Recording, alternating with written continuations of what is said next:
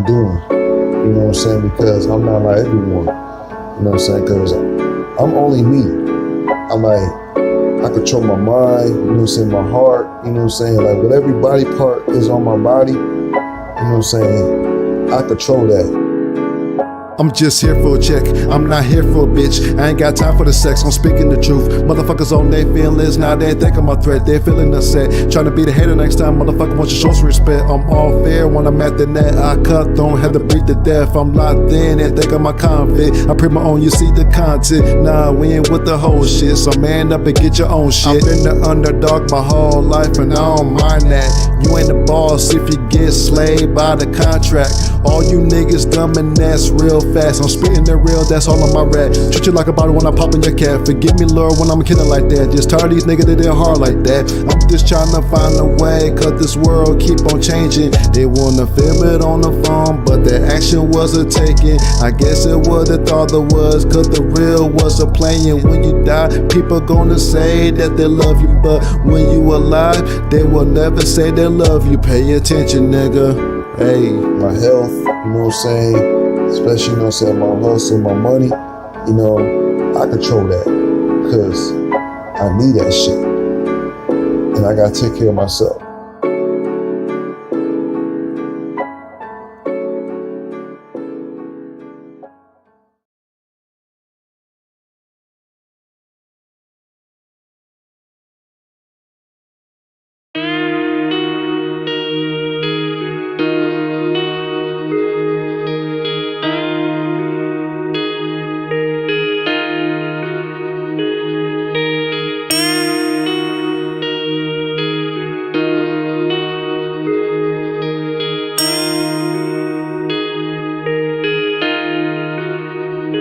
I've been on my own, can't nobody tell me shit.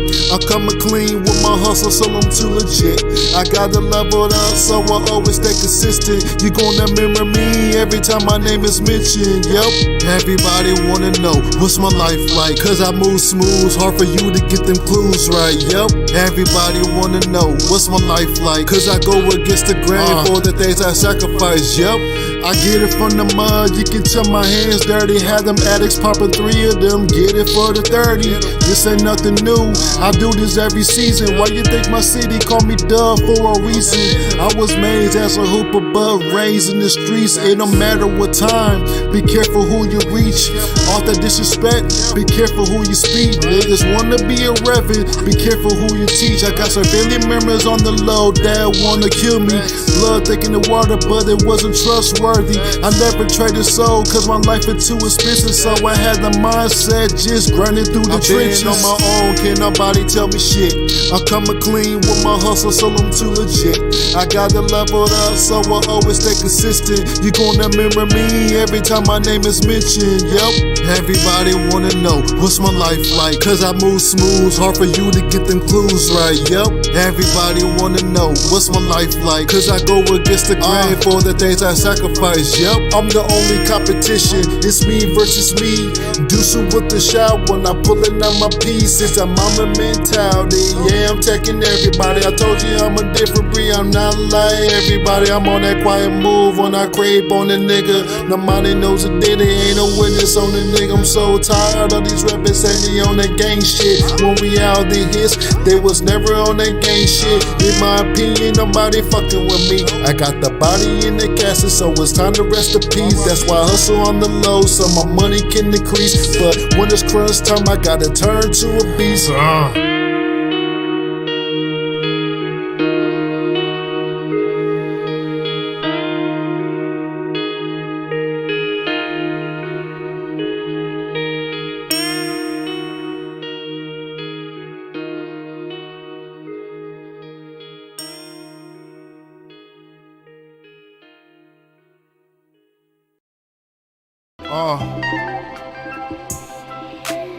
when I say your day ones turn your back on you, they thought it was kidding, and now the joke's on you. I never supported snitch that's telling on their own folks. Sissy on the high seat, I give them gun smoke. I'm just trying to come in peace. In my other side piece, gotta stay protected, cause the spirits in the streets. You say you love me, but your actions not showing. I had to close you down, cause you're really not knowing. I got to test these niggas, let them know what I learned from. This is payback, I'm getting mines, what you took from. I got me a bitch, put you on dating, set your ass up. That's what happens when you fucking with me. You should've learned, bro, it's fucked up when you gotta kill who you love. Loyalty wasn't real, so it was fake love. Just cause we from the same city doesn't mean I fuck with you, cause the real got attached to real. Understand? Things done change, it's not the same no more. Can't move how you want no more. Things done change, friends and family hating on the low. Seek and tell, ain't no love no more. Things done change, it's not the same no more. Can't move how you want no more. Things done change, friends and family hating on the low. Seek and tell, ain't no love no more.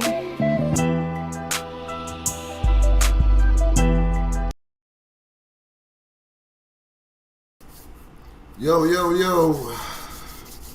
We back. General show. My bad, general conversation show. You know what I'm saying? Discussion. Bruce Noel back again.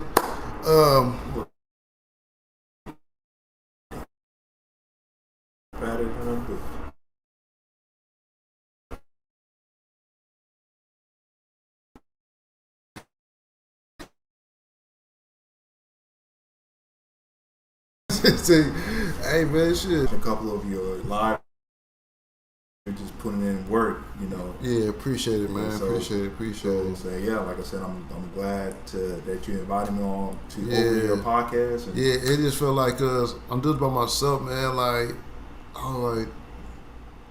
I'm just sitting here thinking like what's going on in this world, because sometimes you trying to brainstorm this shit so much, and you feel like, okay, I know what's up, but how come these people don't know what's going on? Yeah. Why, you know what I'm saying? Why people are getting so brainwashed, and I gotta wake them up, but when I try to wake them up, whatever, like they want to fight me now. Like, yeah, so I think that's what's happening with Kwame Brown's situation. He just blew up out of nowhere, just because two of his former, one of his former teammates. In a former peer that I don't think they were teammates, kept on poking at him, making fun of him, to a point where now he had to retaliate and then just defend himself. And so now a guy that was at one point at 7,000 subscribers to now well over 300,000 subscribers over a span of just a week and a half. Like that's. Right. But that tells you that that's like a wake up call for us, though, man. Because, like you can mind your business no matter what. It always gonna be some beta male hater out there want to say something bad about you, man. Because, like I said, like they always want to attack your past, like you know what I'm saying. But my past is not here. Yeah. My past is way gone. This is what I'm doing now. So. If you feel like you got to attack me because of my past, and I got myself better at doing this,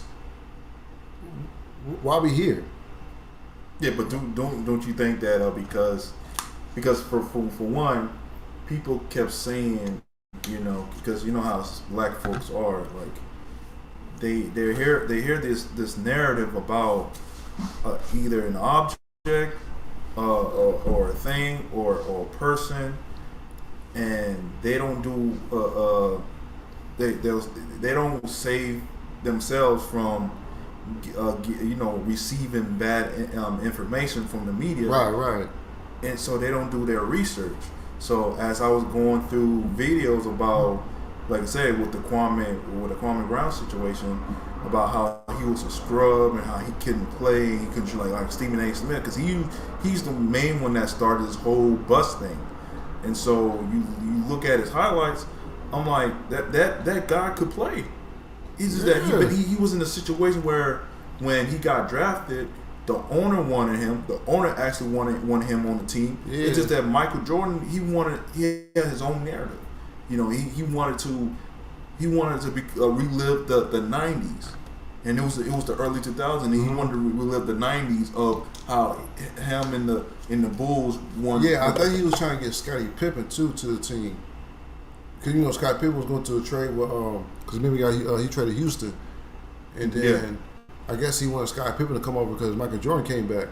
So I'm like, okay, but I mean it's 2000 though. Yeah, I think Scottie Pippen was still with the Portland Trailblazers. Yeah, he's with the Blazers, but at the same time, man, but there was aging though. So and Mike, see right there, now that's the part I had to disagree with Mike, man, because because first of all, you got a young kid come out straight out of high school. He got a lot of years ahead of him. Mm-hmm. Why don't you just let that kid grow? Develop, man, because you can't start bringing these old guys to the team. Like, you see how the game's changing and fasting at that time? Like I said, Iverson changed the game. I mean, the game was still a slow pace. It was slow pace, but not not when Iverson came, niggas had to keep up. Like Derek Fisher on him, he has to keep up with Iverson. Yeah, but you know what I'm saying? So even though the game was slow though, man, but it was kind of a little bit fast. I don't think Mike will come. Like, I don't think Mike will. You know what I'm saying? From his age standpoint, he couldn't keep it. Yeah, because he was getting. He was in his mid 30s at the time when first came to college after the Pacers as the number one pick, and so you're right, because no one's seen a small guard, a 6 foot point guard that can move, that can dribble, that can do all of that, and that had a heart of a 7 footer. Right. So it was a game changer. He pretty much changed the landscape to a point where Davis, the former commissioner of the NBA, David Stern, God rest in peace to him. That's the reason why he brought up the whole now everybody got to be casual, wear suits and tie because of Allen Iverson. Because Allen Iverson he would just come out thugging every time. Every time, baggy jeans and icy chains and sprays coming out like nigga, man, like this that. But even though it was cool back then, but it kind of like it was kind of. Yeah. But one thing is, man, you can't ever hate on Iverson's game, though, man. So on the part though, man, I wasn't really, like I said, like back then, like I wasn't that much fancy with the clothing part stuff, because to me though, man, like I just like wearing regular shit. Cause this right now, this is a regular shirt and a regular hat and regular jeans, whatever, man. I like, you know what I'm saying? Cause I'm a regular person, so I'm gonna act regular, It doesn't mean that I go wear a bunch of chains and jewelry, whatever, man. Listen, I got a lot of money right now saved up, but doesn't mean that I gotta wear a chain. I gotta wear some Gucci flip flops or anything expensive on my body, man, because I know that like that's not the important things I want. Like this is why Kwame Brown, though, man, he kind of and now the bar has raised, because first of all, Coach Ray Adams, Kevin Samuels, Mr. Jap, and whoever fans content, manosphere content creator, man, coming up. And now whatever, man, you see everybody starting to wake up, start realizing. I mean, some people hating and gossiping and get mad about that, man. But I mean, that's part of. But you see, majority of the men right now are starting to wake up and start realizing, man, like, damn, man, like even though from my opinion, people that have already received this message, the RP message, like me and you was already aware long before Kwame Brown came to the scene. Yeah, and Kevin Samuels, he was doing his thing too at the time before he became big. He was putting out some content, but it was different because he's an image consultant. But one thing is like I can understand is like when he come up with a high value. Now the clothing part, I don't. Like I said, that's not my thing. That's not my thing. But that's the only thing. Like I kind of like it's kind of like okay. But one thing is, man, like I can see it just like that though, man, because most high value men that do like mostly business wise, whatever, man, image consultant. They wear suits. They wear suits, so you understand that he's an image consultant, man. Talking about, he's gay, he wears this, so he's gay wearing a suit, like instead of just attack the man on his message, like tell him, like pretty much have a logical conversation, like a debate with where you see his message go wrong, like do you have any a statistic or a fact that can back up your argument? Yeah. Then that way it could be a fair debate. Because like I said, because everybody worry about their image, how he looks. You know what I'm saying? But one thing is, man, y'all don't hear the message that he brings to the table. But one thing is, like, y'all want to fight and argue and trying to, you know what I'm saying, trying to curb the fight, trying to argue him, man, because he's right. Like, okay, so, well, I mean, why you trying to, you know what I'm saying, make him feel guilty, whatever, man? Because, you know what I'm saying, because you're guilty. Like, if you're guilty, whatever, man, just hey, man, it's a learning lesson. Yeah. You know, so the man, look, like, this is why, man, you know, like, as a man, like, we don't take no shit. We don't take no shit because, like, one thing is, like, we don't like to be bothered like that. You know, because we don't like, you know what I'm saying, people telling us what to do or trying to think us, you know what I'm saying, we soft and we ain't do this, we ain't do that. Okay, so, like I said, how you going to tell me what to do, whatever, man, and you out here fucking up for yourself? So, what type of message you telling me if you still out there fucking up? Yeah. So. Yeah, because at the end of the day, like, the past week was just crazy, you know, the fact that people came to defend himself and to, you know, tell like his side of the story of what happened. Yeah. And so to a point where people are starting to gravitate towards him because he just, granted he's been in the NBA for 13 years. Like, to me, I don't consider that a bust. When for a guy to hold his job for that long and get paid well over $65 million over his career, like, that's impressive for a guy that everybody could quote unquote call a bust. So. Like I said, I'm happy for him because he pretty much built a platform where now he can just bring people like he brought in Judge Joel Brown, Devin George, and you know just to bring back that Black Wall Street mindset that we got to start building for our own self and stop asking for handouts. You know what I mean? So I think I like the direction that he's going now that he took his platform from going at, you know, people that didn't like him to now something that's positive, like how he trying to get back to his community. That's impressive. But see, that's why, man, like you said, man, like, as for handouts for so much, that's why I tell people, man, like, these people out there ain't gonna do shit for you.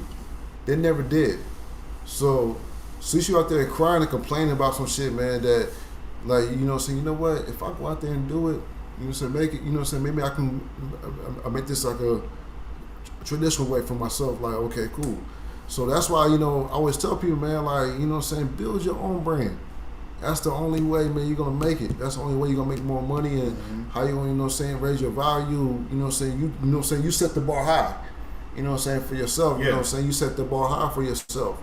Because you know what the is, one thing is, you get motivation to these kids and see how you move, whatever, man. It's like, damn, so how you do that? So, like, you know what I'm saying? All you got to do is, man, just build your own shit. Yeah. Stop asking for handouts. Yeah, and then you look at the dynamics of what's going on right now with the economy and with the presidential, who's pretty much in the White House right now. You know, now you have a majority of black folks who voted for that particular party, and they are quiet. They're pretty much, you ain't hear now one word. They regret it. They regret it all, especially because we knew this was going to happen. That this administration wasn't going to do anything. But they was scared of Trump. Like, I'm like, how you scared of Trump though? Like, really though? Why? Like, really though? So you really scared of Trump? Because they bought into that narrative of what they saw on CNN, MSNBC, and I throw in Fox News because Fox News didn't want Trump to be reelected anyway, and now they're trying to revamp their image because they're losing a lot of viewership as well too. So, but because of the narrative that Trump is just this boogeyman, every black folks believe that he including I have this conversation with my dad about, you know, why you don't like Trump. Oh, because, you know, they said on the media that he's a bad man, he's racist, and I'm like, see, there you go. And then to a point where I had to end, I couldn't say much because I didn't want to make this a heated a conversation between me and my father to turn into a fist fight, because I know how he is. Right, So I just left it at that. So now people are now starting to regret that they because they seen that how the economy was great under Donald Trump. Because Donald Trump is a businessman before anything. He's no politician, and that's what we need. And that's why the economy's so growing. That's why you see a lot of jobs, and especially down here in Florida, though, man, because you see a lot of buildings growing out of land now. Yeah. You know what I'm saying? And, you know, but this is what, I mean, this is what Donald Trump did, whatever, man. He trying to make sure the communists get back together. Like, he didn't care if nobody hate him. He didn't give a fuck. Nobody cared him, man, because you know why? Because we got shit to do in the office. You know what I'm saying? I don't care what the people say and all that, you know what I'm saying? But Donald Trump and whatever, man, got the shit done. So I don't know why y'all crying. Like, this is what y'all wanted, right? Yeah. Like jobs and, you know what I'm saying? But one thing is, like, people want something to get handed to them. Like, you know what I'm saying? Donald Trump, you know what I'm saying? Donald Trump not gonna put a position, whatever, man. He's gonna hand you shit. Whatever, man, because you know what? No, you're gonna work for it. Shit, I already work that shit. Hell yeah, I already work for it. Yeah. That's, you know what I'm saying? Because one thing, because you earn that. Mm-hmm. You earn that. Yeah, you earn that. You know what I'm saying? So he put us in a position, whatever, man. So one thing is, like, you can build your own brand. You know what I'm saying? Be your own boss. So guess what? I took that opportunity, and now look what I'm doing. Yeah, you starting to become independent. It just become your own employee, your own person that pay your own self. And then there's the gig economy is where it's at, you know. Yeah. Like you doing Uber, a person that's doing Uber, you know, you actually trying to pretty much establishing your the way how you earn your money in a way. So with this, like I said, with the crypto market, which is going to be the future, because the way they're printing out so much money. Like, they're pretty much devaluing the dollar, so the dollar doesn't worth anything now. Mm-hmm. So it's like I heard a statistic saying that about the inflation is that it's at 3% high. Mm-hmm. Then that is bad when you have a inflation that bad, because it's lowering down because so much. They keep printing because people in mind. Oh yeah, we can print as much money as we can. I was like, no, that's not. If the dollar don't have anything that can back that value, then it's worth nothing. So pretty much we're carrying debt on our hand. But that's the American trait, though, man. That's been taught us, man. Because like, you think about business and shit, because like business starts within whatever, man, who built it. You know what I'm saying? So, like I said, like the dollar value, whatever, man, that's not how I value whatever, man. But you gotta look at it. You got these machines, Bitcoin machines, right now down the street from the gas station, man. Like, this dude has some kind of 18 machine built Bitcoin. Mm-hmm. So one thing is, man, like, the game is going to change a little bit. So you guys gotta, you know what I'm saying, change your format on your business, man, because right now everything is gonna be on electricity. Everything's gonna be online and yeah, everything will be digital. Digital, man. Yeah. So, like I said, and we was gonna talk about Forex, and we're gonna talk about Forex too. Like I said, we're just go back and have like a general conversation, but we want to talk about Forex versus Robinhood. Now, because like now, me, you had discovered, you know what I'm saying, what Forex was, mm-hmm. and stuff like that, and what market, you know what I'm saying, to buy and sell and all that. But I think, you know what I'm saying, Robinhood, you know what I'm saying, it's probably the safest, you know what I'm saying, to buy stocks, because like they say, like, you want to buy Bitcoin, you know what I'm saying, and if Bitcoin drops, whatever, man, okay, you're not gonna lose, you know, okay, it's not gonna close it. Yeah, you're not gonna close it, right? You know what I'm saying. So, but what the is, man, what the is, like, you might not get that much money, you know what I'm saying. It depends how much you invest. You know what I'm saying? See, with Forex, whatever, you can put down $50 in like 1,000, whatever, man. 1,000, whatever, man. Right. Like that. Yeah. And that's the difference between Forex and Robinhood, because Forex, you can actually flip. Let's say you can invest $100 and turn that $100 to like 1,000, and then to turn that 1,000 to 5,000 to 10,000. Whereas for the Robinhood, you gotta wait for the market to make its way up. Because if the market goes down, then you have to hope and pray that market goes right back up, right, to a new all-time high. So I'm still learning about Robinhood as I do more research. But mainly, what people been telling me based off of the research I did on YouTube, and then the more information that I know about crypto, they say that the best market to invest is the crypto market because it's 24/7. Right. So it doesn't, because there's no angle then compared to the stock market, because the stock market, it opens from Mondays to Friday, 8 a.m. to 5 p.m. and then that's it. And everybody go home. And if they're about crypto, it's like 24. So everybody's still investing in crypto as we go, day trading and doing all that. And that's where Forex come into play too. With that, because Forex has the features where you can also invest in Bitcoins as well too, and they just put add on Dogecoin in it. So it's great that you can also do that. But the thing about it is, whenever people talk about I have money saved up in my bank account, and it's not only collecting 3% interest. So I'm not making that much. Right. So why have my money staying inside of my bank account, knowing that it's not going to do anything but stay there? It's going to still be the same number by the time I relog into my account and see how much I have. Right. And so why can't I just why don't I just invest that into the stock market? And so only like a few of us that is investing in the stock market right now, because in the crypto market, because not a lot of people have that knowledge of or they don't have the mindset of investing. See, right now Bitcoin's right now 35. Well, it's down to 34,000. I ain't gonna lie, man. I don't know how it dropped to it was like 40, like 45, like 40 something last week, and now it's dropped to 34. Now it's going back up to like almost like 35,000. It was at 36. It was at 36. Yeah. So Dogecoin, let's see, Dogecoin right now. Hold on, see. It's at 36 right now. At 36, okay. But the market, whatever, man. So this here wants to buy Starbucks. You know what I'm saying? So they say our number moves. It doesn't move yet because we gotta wait till the next day. Yeah, you gotta wait for the market to open. But this right here. But if I go to my crypto, whatever, man, like you can see how it changes. Yeah. See how it changes, y'all. You know what I'm saying? If I can. Yeah, but it is. Yeah, see one thing. That's why I tell people, man, like these cell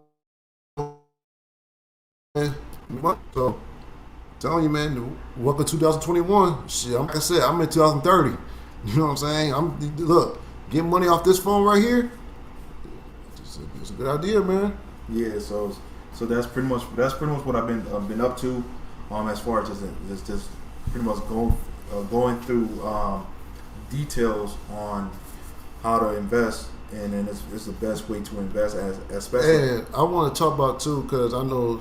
It's gonna be funny though, the times we met the first time we was doing Forex, man, and this where as we learn as Forex, we know that sometimes if you try to bring women involved in this, because last time we was on a Zoom call. Oh yeah, it was. I got believing that. Because it was just there's a marketing, multi-level marketing, and multi-level marketing. Yeah. So what it was is, I remember I invited you to one of the Zoom calls, right. Because another coworker,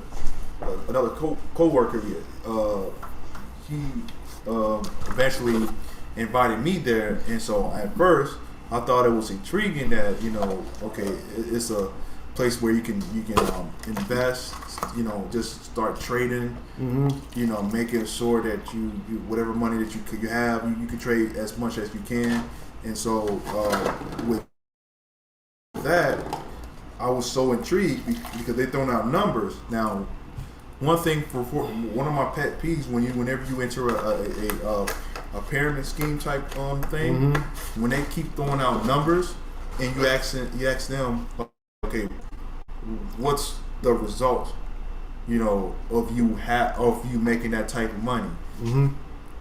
It's funny that they never have that answer, but they pretty much show you result. Pretty much tell you, oh, this so and so made $10 million in 1 second. Right. I'm like, how's the They show the chart right there. They say like if you put like $50, whatever, man, you flip it to 500. I was like, okay, but when I did it, whatever, man, I lost money.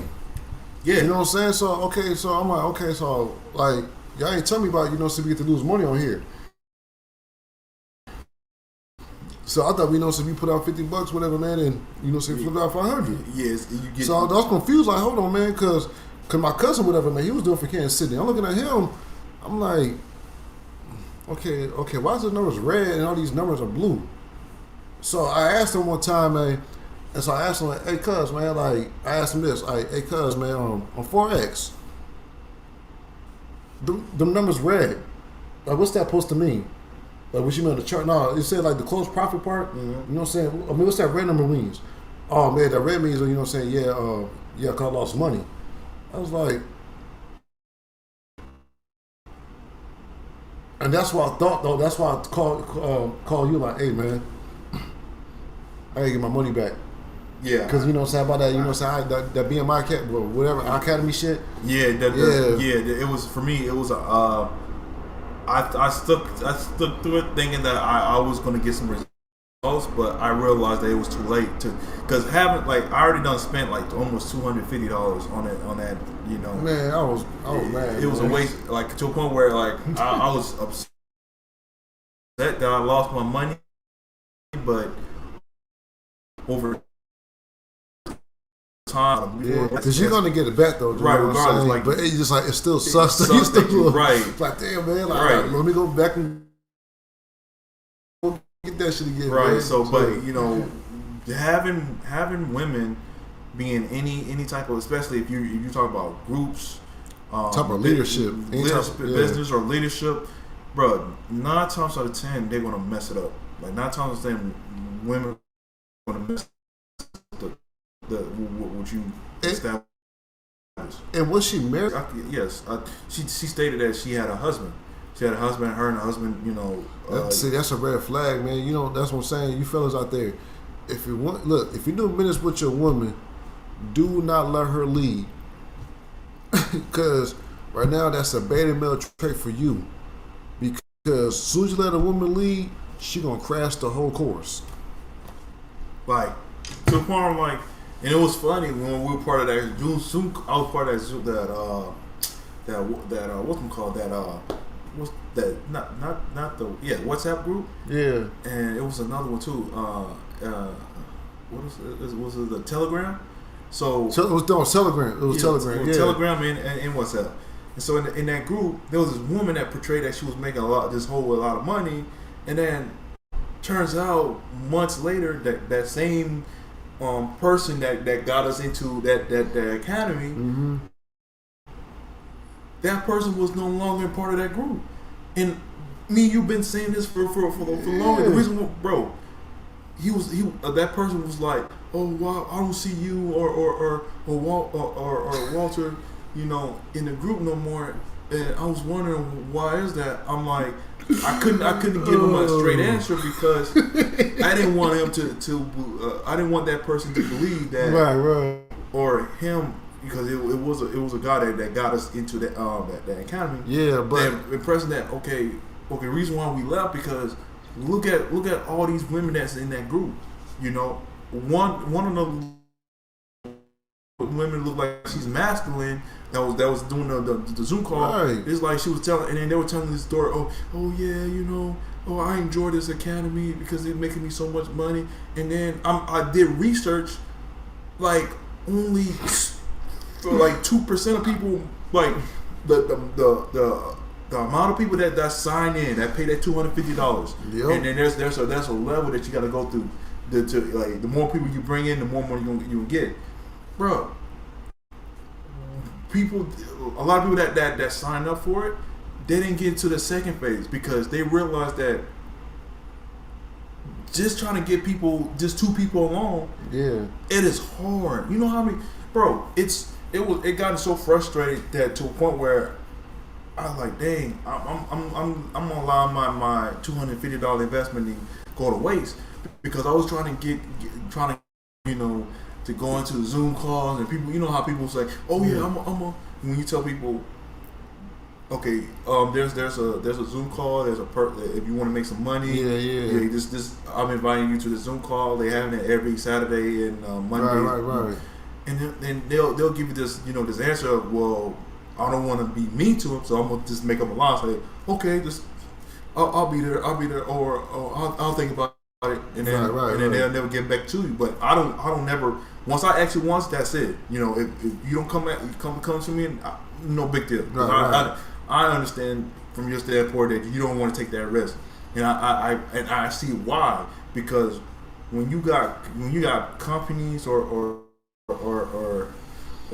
so-called, because to me, I don't consider that a financial. I think you still work under someone else. You talk about these multi-level companies, these marketings. You still, regardless of the fact that you're making residual income, but you have to follow. There's guidelines that you follow. That's what I'm saying. Like, there was no type of guidelines to follow though. So I'm like, to me in the Zoom call, man, I was sitting back and chilling. Like, okay, I'm really trying to just put this together, man. Like, okay, what they're talking about, man. But how we, put $50, to get $100? First of all, like they was the broker. Like they even discussed like what's the best broker to use. You know what I'm saying? They get several brokers, but okay, what's the best one to use? You know what I'm saying? But everybody say Hugo's broker. I was like, okay. Yeah, Hugo is the best one. Like Hugo. Yeah. But the guy that founded that company, like he don't even take trading with Forex seriously. There'll be videos of people that take Forex trading seriously, that's making bank, that is out there on YouTube just showing people, how to trade and things like that. They were showing clips of this guy, trading with Forex is not important. What is important is you establish your team, and that's, remember the referral what I was talking about? And the Hugo referrals. Not the Hugo referral. No, not the Hugo. The Academy. Remember? The Academy. The more people you bring, the more money you make.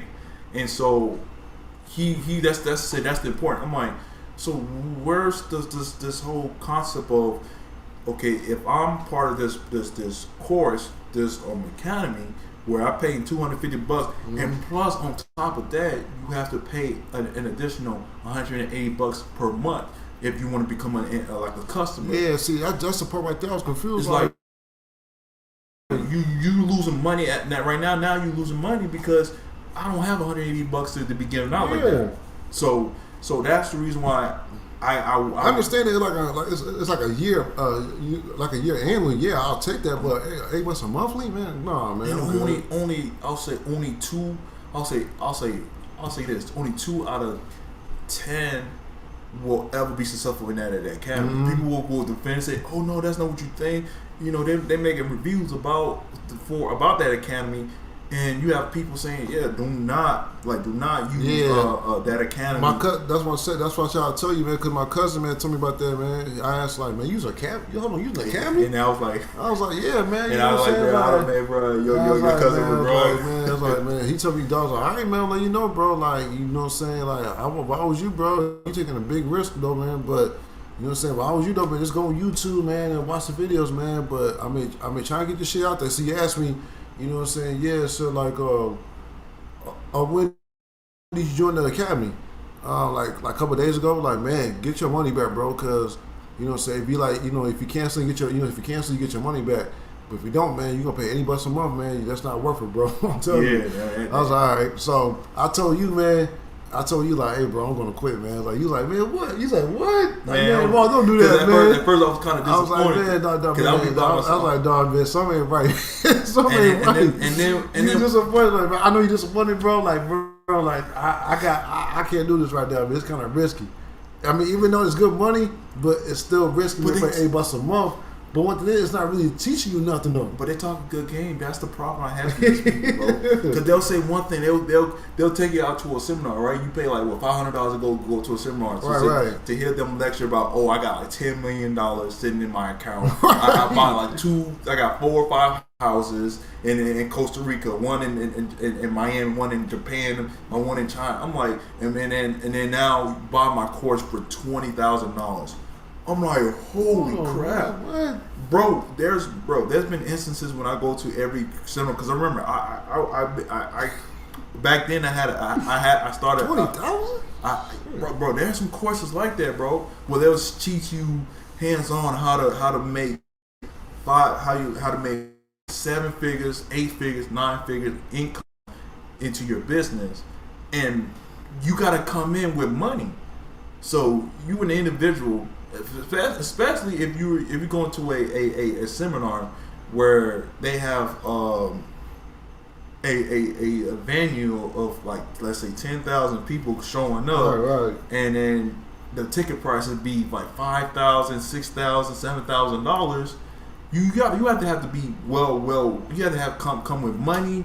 And even if you make 6 figures, that's too much, because you don't have $5,000 like that. Yeah, I don't, man. Because it's just like, to me, though, man, like, it's telling you, though, man, you know what I'm saying, sell your soul. Sell your soul, you know what I'm saying, and then after that, you will become this. You're not. You know what I'm saying? That's what it feels like. So that's why, to me, though, man, that's why, like, bro, I don't know about this, man. They talk about like, finance. So they said and what's so crazy, man, old dude got mad at me, though, man, because I was at my sister's house chilling. He called my phone. I was like, yo, what's up? I'm like, hello? I'm like, he said, Walter, I'm very disappointed in you. I was like, what the fuck? So I'm thinking like, what you disappointed of, man? What's going on? So yeah, man, I heard you quit the academy. I was like, listen, bro, like, yeah, I quit, man, because right now, it's not showing me no circumstances, man, how to do this. It's not showing me no proof. It's not showing me like what type of instance things I need to know about how to invest. You know what I'm saying? I mean, what to invest and what not to invest, or what's a good time to invest. You know what I'm saying? You know what I'm saying? I mean, y'all just told me though. Y'all just told me. It just told me that, you know, say put money down. After that, you know, it was all flipping. It doesn't tell you, man, what's the good whatever, man, all that. Like, first of all, man, we gotta go on YouTube and see all that shit. Right, and then that same individual, when I told him that, he said, "Oh no, don't go on YouTube. They don't, bro." Yeah, like, so I told him, like, you know, say, yeah, man, I've been watching YouTube, man. It's giving me kind of good ideas and, I mean, very good examples, whatever, man. Showing very proof, whatever, man. How, you know, say how to, you know, say how to invest in your money. You know, say how to invest, whatever, man. Like, you know, say show you what's the more leverage you can make. You know what I'm saying? So it was crazy, man. It was crazy. Yeah, it was it was. Yeah, so he pretty much trying to defend the academy because I think that was his first time. Because I'm not new to this. I've been in these companies, these part of these what you call things, like with MCA. I did MCA for a while. I fell at it because I did too, though, man. Because don't get me wrong, MCA, bro, is I'll as a customer, yes, I'll buy it. But as a person, as a person that's trying to you know, make a living out of it, boy, I tell you, it's hard though, bro. Cause I ain't gonna lie, cause my cousin, he got me on that shit too, though, man. MCA, and what's so crazy, man, it was just like, okay, so what I'm supposed to do, though, man? Man, what you do, you buy it. As soon as you buy it, man, you pay at least like $10 a month, whatever, man. I ain't gonna lie, I did use it sometime when I was going to hotels. I mean, one time I go to Chicago, whatever, man, I go to a hotel room and get a discount off of that. So Bro, it helps. It helps. So yeah. I mean, I was when they still got there. No, they still do. They still have it. I was thinking of getting that for my car because in case like AAA, in case I got because AAA, but it's bro, it's more benefit. But when I tell you because a person that I went to middle school with, he did it for a while now, and at the time I was still a college student, and I have yet to, and I was still trying to look for a job. So, right. So I never worked like through my family didn't want me to work throughout my my years as a high school student until I got out of high school, and then when I got out of high school trying to look for work at the time. But at the time I realized that when under President Barack Obama, it was hard. It was harder for me to find a job as a black man. 2008, bro, I'm gonna tell you, man. 2008 was the worst year ever.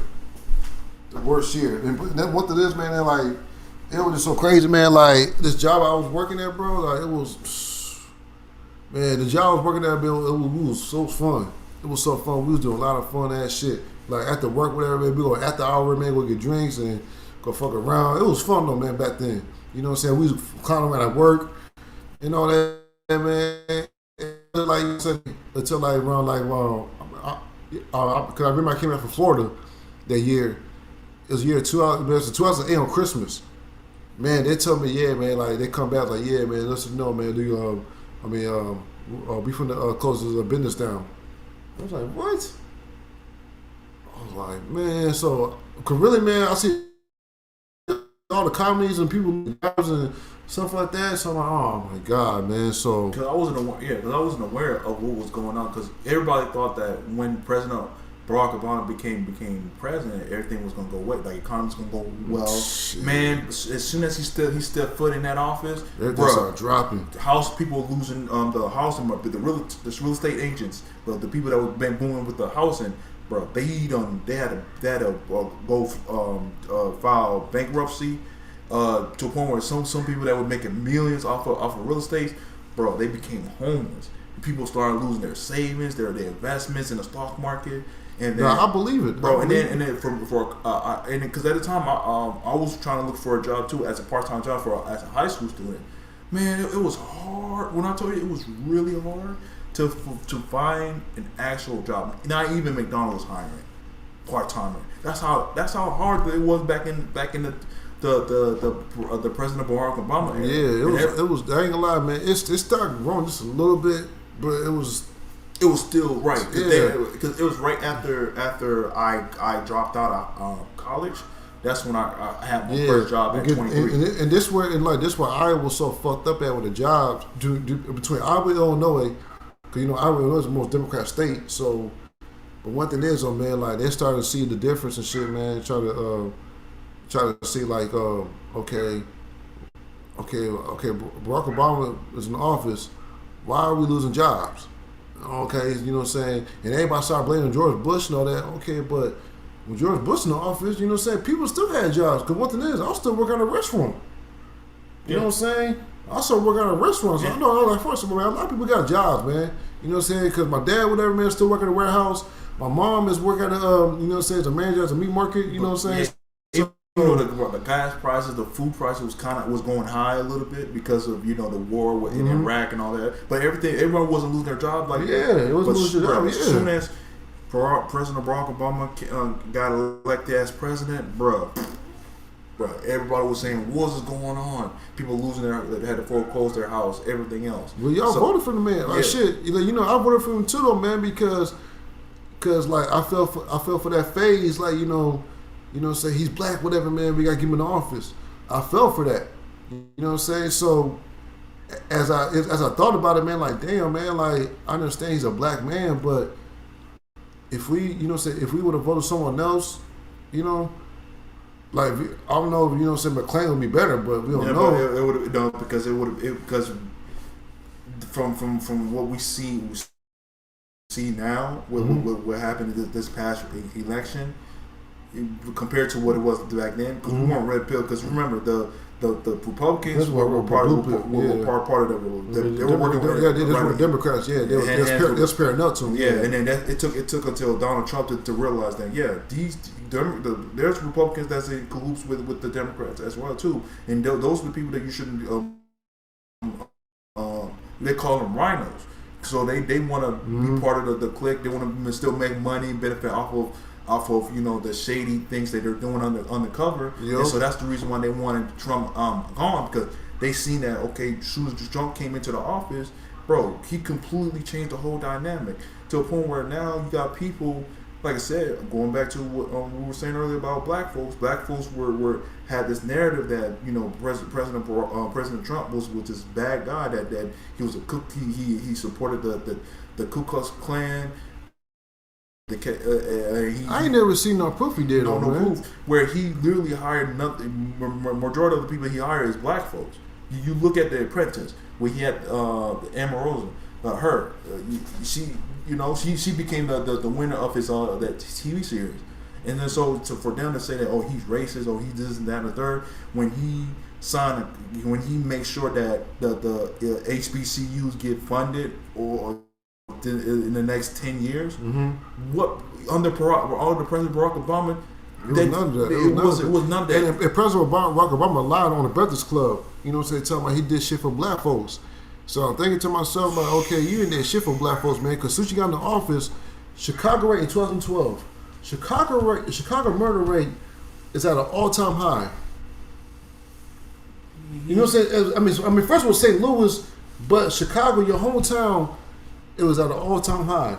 I never heard about you giving back or doing nothing in Chicago. He never grew up around black folks. That's the thing that people right. didn't understand. And that's why I realized this shit, man. Like, okay, so he told me that he had a job that he's working at some black folks, but I never heard that you did, because if you did, man, like, how come these niggas out here shooting and killing each other out here? Right. So what do you? So I'm trying to figure it out. You know what I'm saying? I mean, what the hell you talking about? You know, that you did something for black folks, whatever, man. I'm sitting here thinking, like, okay, I never didn't know what happened in Chicago, because, you know what I'm saying, like in your presidential run in 2012, whatever, you see the highest murder rate in Chicago.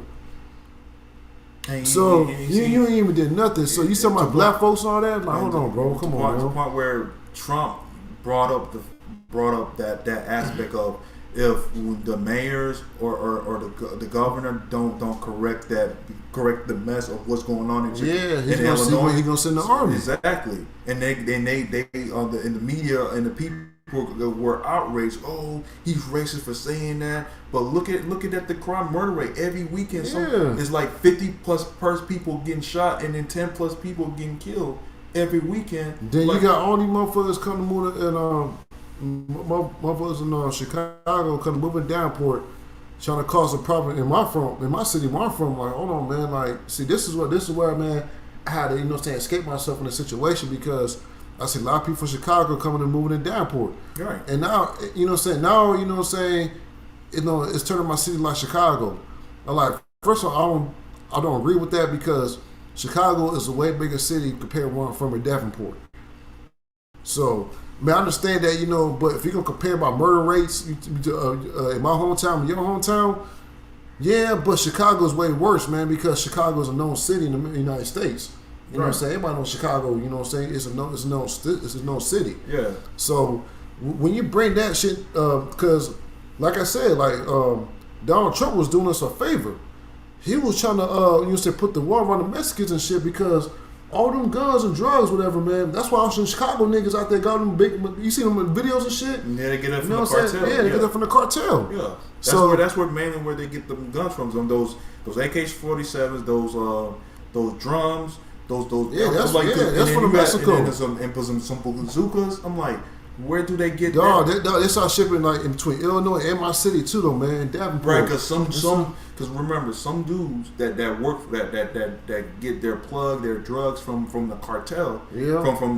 They also they're pretty much in cahoots. They pretty much are good friends with the cartel. Yeah. So they bring all that guns that they receive, and then that's how you see these knuckleheads out on the street just using those guns to shoot at one another. And so when you bring that to the forefront about what is going on with the black on black crime, you know, now you seeing the Black Lives Matter being exposed. You know, with one of the co-founders, you know, buying, you know, multi-million-dollar properties, you know, and then that $90 million that was supposed to go towards the families that lost their loved ones from, you know, police brutality, they haven't received that one dime. Not one.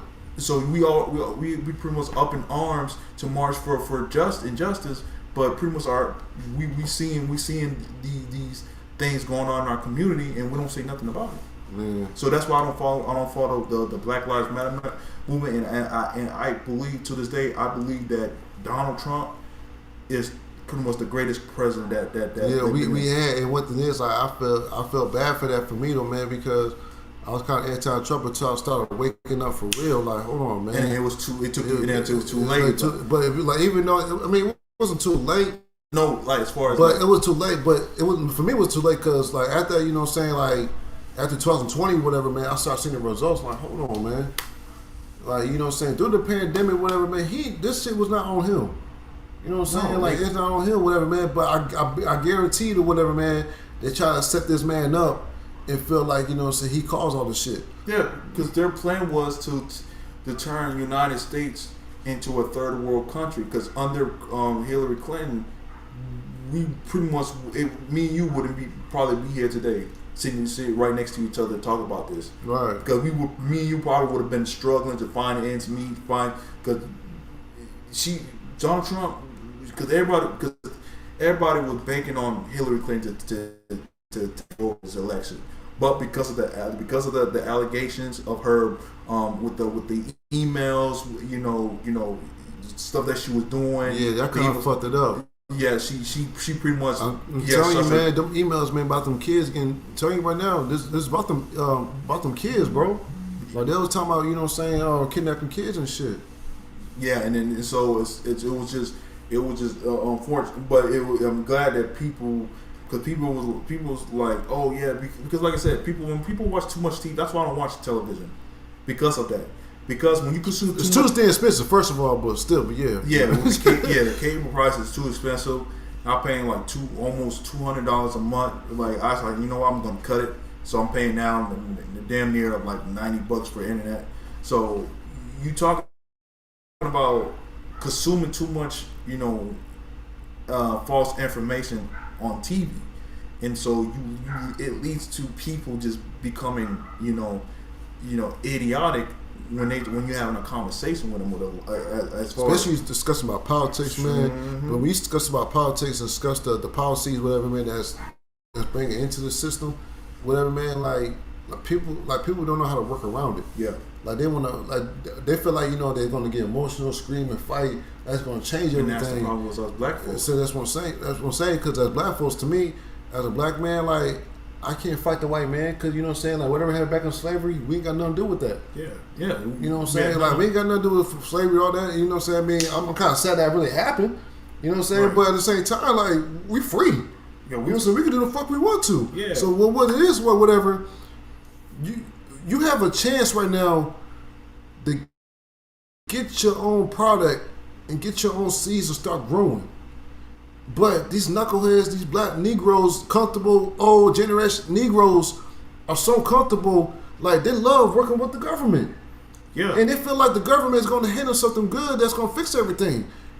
Eventually, it's not fixing shit. It's destroying our image, our character, our money, our value, like whatever, you know what I'm saying, that's put on this earth for us to live on, whatever, they're taking away from us, man. So, you look, first of all, man, if you rely on the shit, whatever, man, the system that brings to you, 9 out of 10, whatever, man, it's not going to, guess what, it's not for you. It's actually for them. Just like, for example, your taxes, you get your check. You know what I'm saying? Look how much you know to take out your damn check from the taxes. Yeah, that's just going. You know what I'm saying? Go straight to the government. To pay them. That's you know how they get paid. You know what I'm saying? Food stamps. You know what I'm saying? the housing, government housing, and Government housing, yeah, all that stuff, yeah. So when you in your one of your live streams, when you brought up the single mother aspect, this was child support, yeah. the child support thing and all that. This is what caused that. You know, guess who's voted for these quote unquote Democrats to run these cities? They were mild terrorists. Yeah, these to the like look what happened in Baltimore. Other inner cities, Chicago. It's nothing. It's just some. It's nothing but. It's not the reason why the high crime rates are as because there's nothing but single mothers that's running these households. Mm-hmm. So these single mothers can't don't know how to raise these men, especially black men, how to become men. There's no dad in the house. There's no uncles. There's no grandfathers. The grandfathers is extinct. Yeah, it's so many aunties. It is so many aunties and grandmas and cousin females. Like that's all. I'm like, damn man. Like, and this is why, man. Like, for myself, like I kind of like just stay away from females, or especially from my family, though, man. Like I said, I still love y'all, but I just feel like I kind of distance myself from y'all, man, because I see the difference, you know, because the way how you treat men. And the way you treat men, whatever, man, you treat your son, you know what I'm saying, the way you treat men, like, so, okay, so where's his father at? Well, he's not around and all that. Okay, so why you have a baby on him? Yeah. See, and this is why I tell these black folks, man, and what it is, y'all mad at me, though, man, because you had a baby out of wedlock. No, but it's true. Like, it's true. What you're saying is 100%. Yeah, it's true, but what it is, man, like, but you want to fight me, whatever, man, tell me, oh, you know what you're talking about, man, you know what I'm saying? He wasn't there for my life, he was abusive. You know that you had a baby by the dude out of wedlock. She could have. So look for your situation, man. Because I blame you, man. Because you picked this nigga. You let this nigga go between your legs and fucking nutting you and have a baby. But they don't want that accountability. But like I said, they don't want that accountability. They don't want that. They always want to point at you. Like, you know what? Yeah, it's your fault. No matter what I did, it's your fault, black man. Yeah, because that color purple, that in the 90s, talking crap about black and how they're nothing, how they're on a down low. This is what society brought into, you know, the black community and stuff like that. So getting back to, you know, the aspect of forex and crypto, and why it's important for black boys to start investing. Yeah. Y'all learn the business, yeah. It's important because that's going to be our future for the next. Right, because like I said, these warehouse jobs. Like I said, we gotta tell these kids, man. Yeah, you're gonna have to make money on. Like I said, you're gonna do the opposite way to make money on these cell phones, man. Because if you're using cell phones just to play around, you know what I'm saying? Just what? Social media. And social media, dog, you wasting all your time and all your value. You just wasting a lot of shit. A lot of shit that's very necessary for your life needs. So. What I'm saying is, like, these cell phones right here, they're gonna be the future. Y'all gonna be like, man, I can't deal with these cell phones, man, because, you know what I'm saying, because the technology, man, I got a Wi-Fi. You know what I'm saying? Like, nigga, go to places where they got Wi-Fi at. McDonald's got Wi-Fi. What don't you know what I'm saying? Just stay in the parking lot, you know what I'm saying? Just go to Wi-Fi, you know. Or go. I mean, shit, go get something, man. Yeah. I mean, you got the money. Quit being scared to spend it. See, that's what I'm saying, man. Niggas are scared to invest money, but they want to show off and feel like, man, I got money here, man. I got jewelry, man. I got bitches over here, you know. Okay. So you want to be like that the rest of your life? And if you look at these entertainers, these celebrities, the black, especially the black ones, 9 times out of 10, those are the ones that be flossing and they be saying that they have it like that. They don't have it like that. Yeah, but one thing is, man, like these TV shows, like they want to, you know, say like portray a black man, you know, saying, you know, this is how black men really are. Yeah, that's aggressive. So it's aggressive, but at the same time, these TV shows, whatever, man, that put the black man on here to show him, you know what I'm saying, who he is, whatever. That's not us. You know what I'm saying?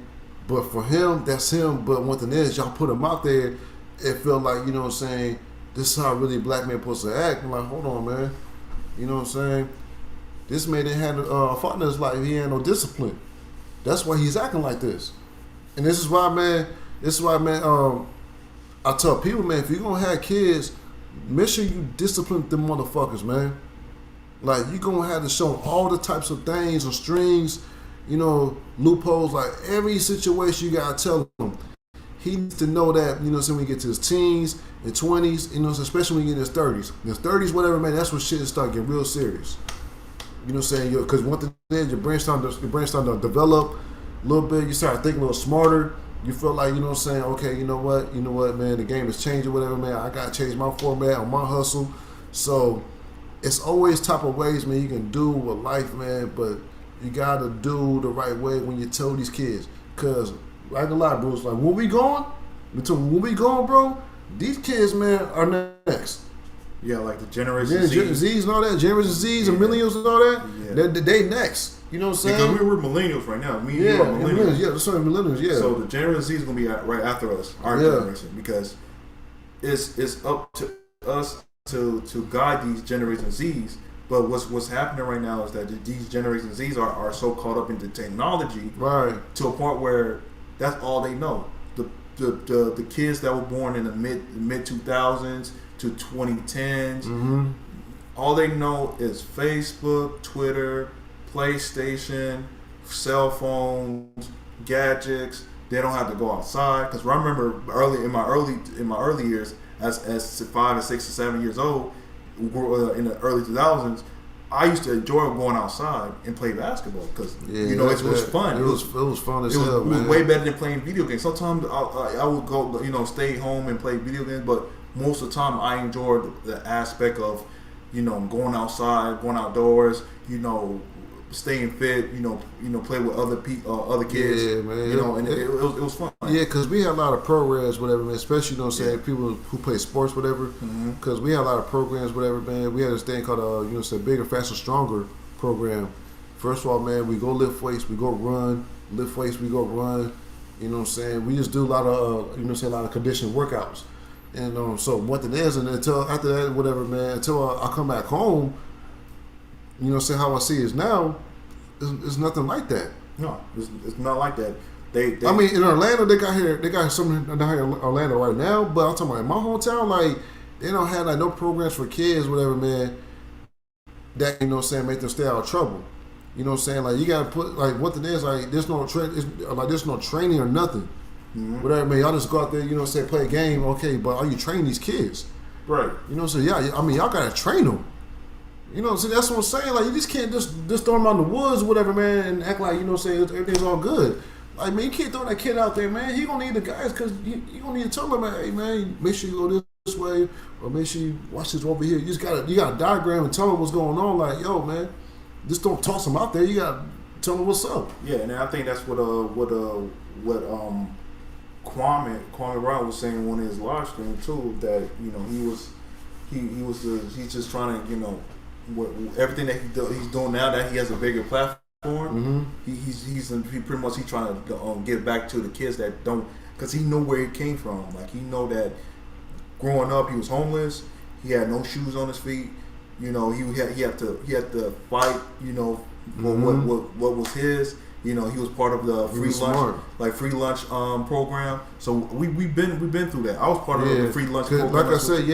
Like I said, to me, like, it was just seeing him like that, though, man, because I was in a situation with him, though, man. So, but me and my parents, we had money, though, man. I had free lunch sometimes, but my mom said, "No, man, you can get free lunch. I'll pay for it." So, yeah, same thing.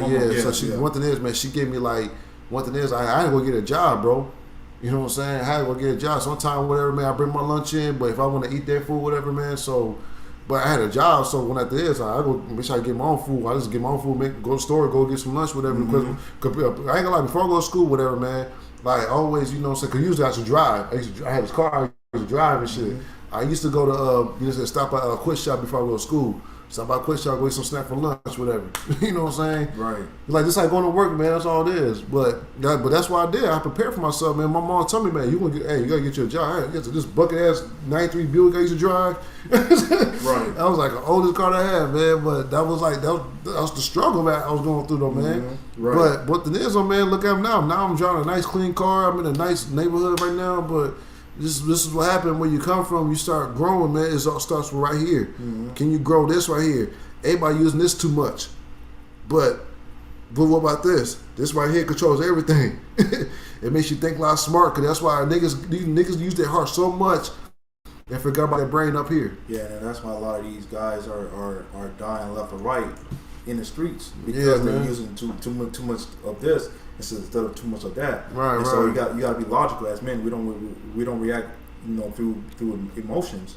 We use our logic, we use our common sense, we use facts, data, statistics to combat or to pretty much prove our argument whenever we have a discussion or a debate. But a lot of these kids don't have that opportunity to learn how to do that, because a lot of them didn't grow up around men. And the reason why a lot of these relationships, today's relationship, is dead, because, like I always been saying, behind the closed door, we never had this conversation. A lot of these people, including the Generation Xers, the millennials, a lot of us, well, except for me and you, because we grew up in a 2-parent household. Yeah, they had no fathers. They had that, because I know that, because I know a couple friends my whole time, man. Yeah. They had no fathers in their life, man. I know my homie I grew up with them, man. He never had his father, man. So he said, "Nah, my father not around, man." So, but one thing is, I see how y'all niggas be acting. I know niggas be acting mad and aggressive, like damn, mad, emotional, like damn, man. Dude, like just chill. It's not even that serious, right, man. And then they take it too personal, and then one of them want to be dead, and one of them going off to prison. Yeah, man. Because of just a misunderstanding from both parts. They don't know how to handle their differences, as men. Yeah. So pretty much what I'm saying is, that's the reason why a relationship is dead, because people they can pinpoint out, okay, what went wrong. Yeah, we could say that the social media aspect came around. Right. But when you started promoting single motherhood and it just exclude the father out of the home, now you seeing see the difference. Now you got men are not being men. They promoted this LBGQ or this trans. Oh, my son, identify as like you said, Dwayne Wade's situation. And we will, like I said, go talk about that first. We're gonna take it like a little commercial break. You know what I'm saying? Like I said, we got, we're gonna be for that long. We're gonna do like another half an hour segment. But like I said, y'all, we're going to take a good commercial break. And like I said, D-Wade, we got something for you, man. We need to talk. Because I don't know what the hell is going on in that pussy Gabrielle Union gave you. She gave you some kind of spiritual pussy that fucks you up. But we're going to come back and talk about this, brother. All right? We'll be right back, y'all.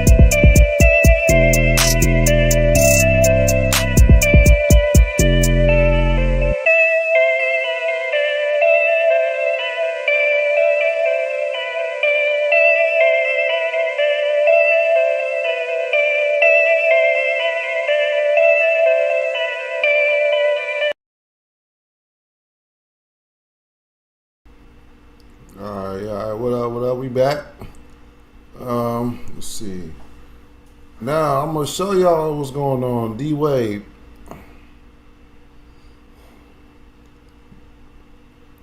I just want to say, man, what the fuck is going on with you, bro? I'm trying to figure out. Am I getting hoaxed for this shit that you're doing? In relationships, you know, we come Hold in on, and man. we try Hold to on. change Hold on. people. Hold on. Hold on. Hold on. Hold on. Hold the fuck on. Confirm. Shout out to Fuck Child Support, aka Mr. Palmer. You know what I'm saying? For sharing this video on Instagram. I just want to make sure I can hear me from here. Okay. Cool. Alright. Am I good? Hold on. I got this sharing? Hold on. I need this here. I need this. Okay. I need to share audio. Now look. I've been very hard on D-Wade, man. But brother, if you tell me right now, this dark-skinned black queen that you called is letting you taking the back seat and she's leading,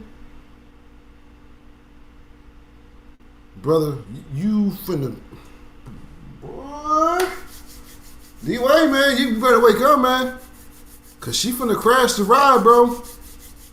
If you let this woman drive this relationship, y'all finna crash. I seen it before.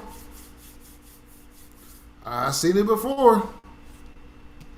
This is what happens when you beta males make poor decisions. Let's hear it. In relationships, you know, we come in and we try to change people. We try to change them to the way that we want them to be. But I decided to start taking a different approach. You know, in this relationship, I think early on I came in like, hey, you get 2 drink max, and she didn't respond well to that. No, it did not. There was reasons for that too. Let me say that. I have a good time. Life of the party right here. It's not the man leads and the woman follows. That's not what we live in this house. You know, so for me, I have.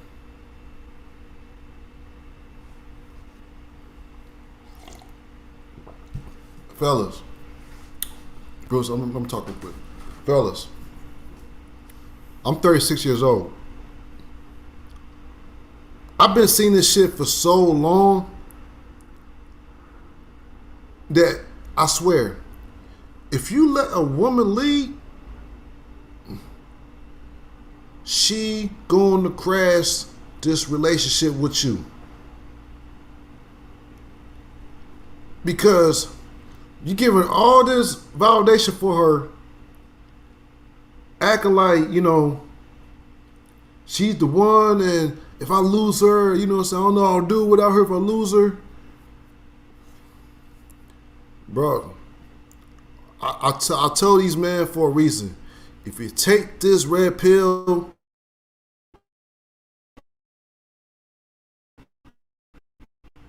is it the purpose that you need in life? Please take it. Because this blue pill shit that y'all doing is stripping everything from your manhood. I don't know what type of pussy that she has to make you act like this, D. Dog, I still got your jersey. And what's so crazy? Every time I put that jersey on, I feel like, you know what I'm saying, like a superhero simp. That's how bad it looks for you, bro. If I put my jersey, if I put my jersey on right now, do you know Bruce will look at me like, oh my God, I got this simp nigga come around.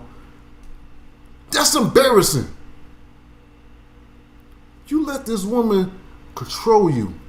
She got your son look like Fruity the Tooly-Doo. Fruity the Tooly-Doo. Fruity the Tooly-Doo. Matter of fact, we men. I'm doing this for y'all, man, because I got love for you. I want to help. This is where society is destroying us. Yeah, let's go to D-Wade's, not his other son, We talking about yeah, let's go to his son, his little brotherly love. Brotherly sister love mixed here. Okay, let's see. Look what this nigga got on. You got your niece's shirt on. Why you got your little sister shirt on, man?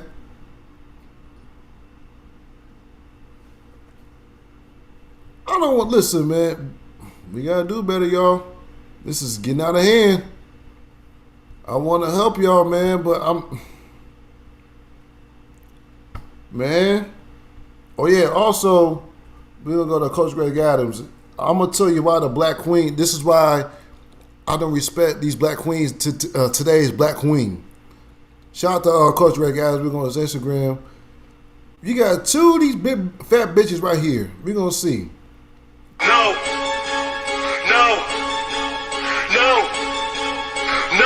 Okay, we gotta turn that mute off. But look, let me turn this down. I don't want no copyrights. Look. No. Look at her fat ass. No. Look. No. Really? That's our Black Queen. No. Oh, you want to see some? Oh, you want to see some shit? Oh yeah. You want to know what's our Black Queen? Here we go. Yeah. I got some shit for y'all. This is our Black Queen that we calling. Here we go. Damn, that's a gold fight. Black Lives Matter. Pro-black. Black power.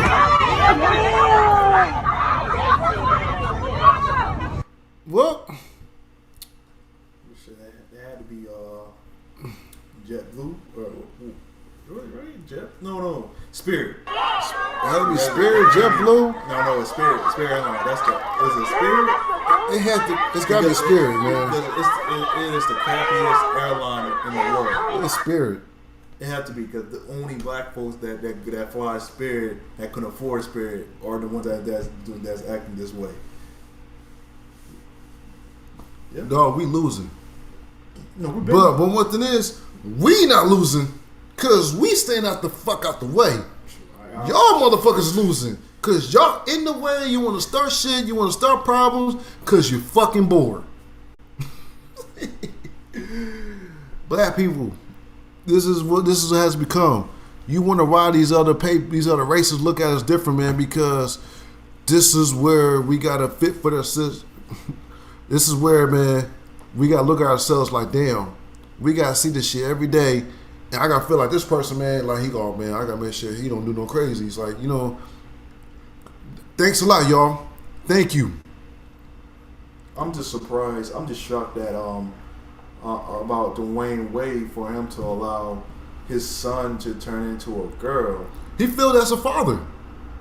He literally failed as a father for real because you allow a woman that you married that is beyond the danger zone. Like you married a post-war woman because you see that she still look good. She still look, the 45 is the new 35. So you think that she has the it body. That Baby Bell syndrome. And the fact that you have access to millions upon millions of women, you could choose any woman you want because you high status. You were on a GQ magazine, and then I don't even think LeBron James even associated with Dwayne Wade like that, like he used to. I don't think you do because of the way he has his house running. But even though because like I said, like his wife got him locked down. You know what I'm saying? Because I bet you gave him a union, whatever, man. Tell D-Wade, yo, man, you can't go steal LeBron. I bet you that I bet she telling D-Wade right now that you can't see your friends. She has to have some good coach for Dwayne Wade to act. Yeah, she has to, because bro. There's no way I will allow. Well, first you married her, man. You married, you got a kid, which is because this is not the first time he married an older woman. His first wife was older than him. I guess he has a thing. No, he married his high school sweetheart. No, the girl that he married, is older. It's older. Than him. It's like she has to be in her 40s right now. Yeah, I mean right now she is. Yeah. His first, the one that he married, his first wife that he married. So I don't know what's up with D Wade, but it seems like D Wade has an affinity or a fetish for older women to a point where he'll put himself in a position where now men that used to look up to him, that used to buy his jersey, that used to watch him as a player, because that man is going to be a Hall of Famer. He's the first ballot. It just like one thing is, man, like I don't want to wear your jersey in public, and somebody tell me that, you know what I'm saying, oh, you beta male simp, you're a beta male, you know what I'm saying? Because you see, I mean, I feel like I'm embarrassed, like even though that, you know what I'm saying, like I just don't see. Okay, first of all, you should have stayed single. You know what I'm saying? After you got divorced and all that, you got your kids growing up, you should stay single, man. But one thing is, man, like it's too late, man, because you already put yourself in a position. But I'm not finna say that, you know, he a bad person, no. But this is where you put an example to other kids, other fathers, whatever, man. Yo, this is how you raise your son. You know what I'm saying? Wear a lot of woman clothes. You know what I'm saying? Like if you want to set the, you know, say the LBTG gay community, whatever. You know what I'm saying? It's okay, nigga. No, it's not okay. So if I had a son, right? You know what I'm saying? Why the fuck I need to tell him? You know what I'm saying? All this type of shit that females do. He's not a female. He's a male. He needs to be doing male things. Act like a man. Be a boy that grows a man. That's being a father. You know what I'm saying? Teach these boys to be men. But now you teach this boy to be soft and feminine and wear gay ass clothes, shit like that. And you let this, you let Gabriel Union, man, use you like this. To hold them because of it boils down. I think because of the fact that she has something about her cooch probably make him feel, you know, man, feel some type of way. She got that spirit coochie, man. I'm telling you, because that coochie got some kind of spirit, man. I'm telling you. A real masculine man wouldn't allow his son or his own kids to do certain things like that to pretty much bring embarrassment to the family's thing.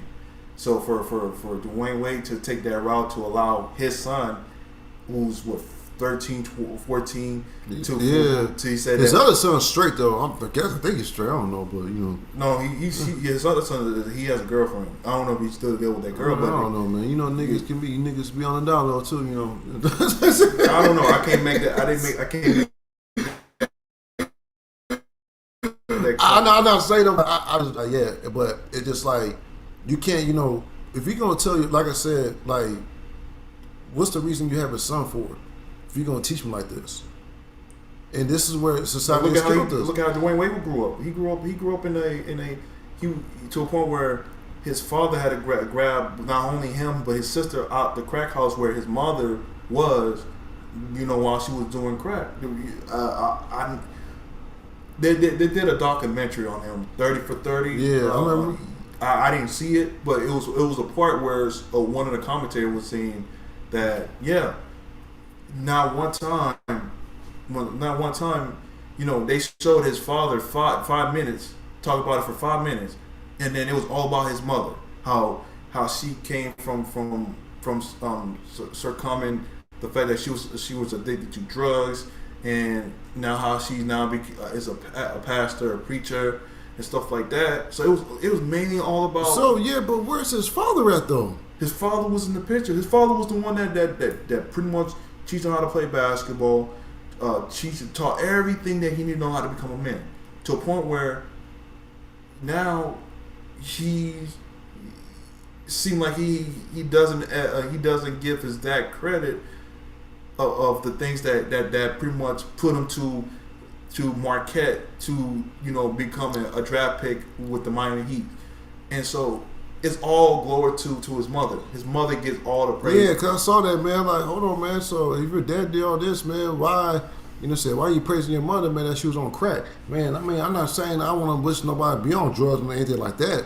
But still, though, man, like you had a father, man, that put you in a position, and then after after you gonna X him out. Yeah, and I think she went to jail for a while. Too. Yeah, she went to jail for a year. Yeah, and then she came back, and that's when she saw him for the first time playing when he was at Marquette, and she was there at the stands. And so I'm assuming his dad played a huge, like I said, a huge role into why he was such a successful NBA player, and to a point where now you, as a man that is supposed to be masculine, you allow the woman to be the head of the household to a point where now she has your son turn into a woman. Mm-hmm. Like this is why the generation before us failed, like you were saying, because it's the mother. We can say it's the man's fault, but the mothers were the one that took the bite of the apple, and they pretty much were told to listen to the government, listen to to LBJ, who signed that about giving free housing, free everything, and then they teaming up with the lesbian movement, which is the feminism, and that's why I see the whole play. Okay, and something is funky, man. Because after the feminism, whatever, one thing is I didn't know like the whole discovery of the feminism, how they move and all that. I was like, okay, that's feminism. Okay, so why they doing Black Lives Matter then? And why is the LGBTQ gay community coming together with this shit? And after that, that's how I realized, and like I said, with Mike Brown and shit, we try to figure out, okay, so where's the money going to? Like, because Mike Brown's feeling whatever, man, still receiving money. So I'm like, my bad, still haven't received the money yet. So I'm like, okay, something ain't nothing. Like, Mike Brown ain't never seen no money and shit, but they gonna tell like, we're gonna give this much money and all that. They ain't received a dime yet. Yeah. Now I smell now I hear something funky and smell something right. Then, like I said, when I react to the Black Lives Matter hoax, you know what I'm saying? I say that, the old girl that, Patrice, whatever her name is, she, said she was a co-owner for Black Lives Matter. So, she the co-owner of Black Lives Matter. She's one of the co-founders of the Black Lives out of those three women. Yeah, but when they found out whatever, man, like where the money going to, they start buying homes, these luxury homes in Los Angeles. Like, come on, man. But as back to what the Wayne Wade's talking. But yeah, I was kind of shocked. Like I said, I was just shocked. But it just D-Wade though, man. Like it just like I wasn't expecting to do that though. But it sent out the wrong message to black men that look, if you in a relationship with a black woman that's pretty much dominating the household, it's pretty much sending out the wrong message that okay, allow your woman to lead. And just hope and pray that everything is good, and then look at the chaos that's happening in his house, his household right now, to a point where, like I said, I was saying, brought up LeBron James and how him and he considered Dwayne Wade as brothers, but now LeBron James can't be around his kids because look what Gabrielle Union is doing to that household. He pretty much terrified. He probably terrified everybody. I don't know, except for the oldest son. Because the oldest son, he's out there. He's trying to play. You know what? I'll be honest with you, man. Like a woman like Gabrielle Union, bro. Like it would never work out with me, man. Because I know a lot of females who act like Gabrielle Union, try that shit with me. Man, I was like, no, you ain't doing that shit with me. Because Sweetie that's her cousin. You know that, right? Yeah, Sweetie. Yeah. Yeah. So that's they from California. They from. And then you look at the Quavo situation with her. Yeah, Quavo's smart though. I don't care, but Quavo, like even though Quavo almost got caught up, but he woke up. You know what I'm saying? I think he's smart, but I think he wanted this relationship to work because I could tell he felt he. I think he did. You know what? Because I think he did this because of a promotion, man. Because sometimes when a rapper, whatever, maybe with like a fine ass makeup model chick, you know what I'm saying? He's starting getting a lot of attention. Cause that's what. But they were the hottest thing in the girl before she came. Yeah, but what the is, man, like they kind of want he kind of want to do that together, man, because he gets, you know, what I'm saying, she or he gets a lot more attention, man, because they feel like, oh, you know what I'm saying, like, oh yeah, cause like yeah, like they look good together, and when they see that shit, man, that's where, you know what I'm saying, like that's where, you know, they got like his music stop playing and. You know, oh yeah, that's old girl Sweetie. He used to be Sweetie. Oh, Sweetie used to be Quavo. So what it is more attention. So that's why. So that's why Quavo trying to. I don't know if Quavo or Sweetie they must have got in touch, but I don't know. But that's how they got together because they know that, you know, because he know that he's going to get him a lot more attention now. You know what I'm saying? She was gonna get a lot more attention. But Quavo too. No one knew who Sweetie was. Yeah, but at the same time, Quavo's still doing it though. Like, if, yeah, you know, Sweetie do, yeah, but what the he's still doing it. You know what I'm saying? Introduce her now. You know what I'm saying? Now everybody knows Sweetie, but everybody still see Quavo. Everybody see Quavo still don't matter who's he with. That's what I'm saying. Quavo is still Quavo. So he's promoting. So what the is like, he promoting this chick, but also he's still promoting him too. Though, man. Like, where she became more popular. That's what I'm saying. Yeah, so everybody started thinking like, oh yeah, I was like, oh yeah, oh they look cute together, you know, all that type of shit, man. So if you want to see how they look cute together, but they don't know the backstory, man, of their life, man, behind that shit, what they go through. Because like I say, there's too many simps in the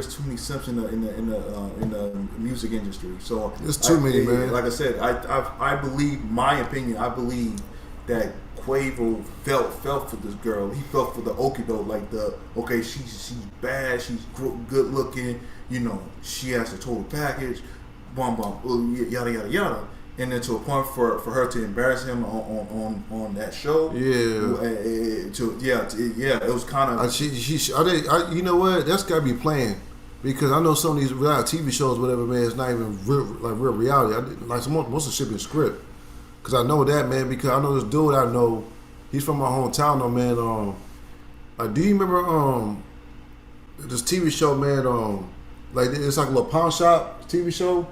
It's like it's from Detroit.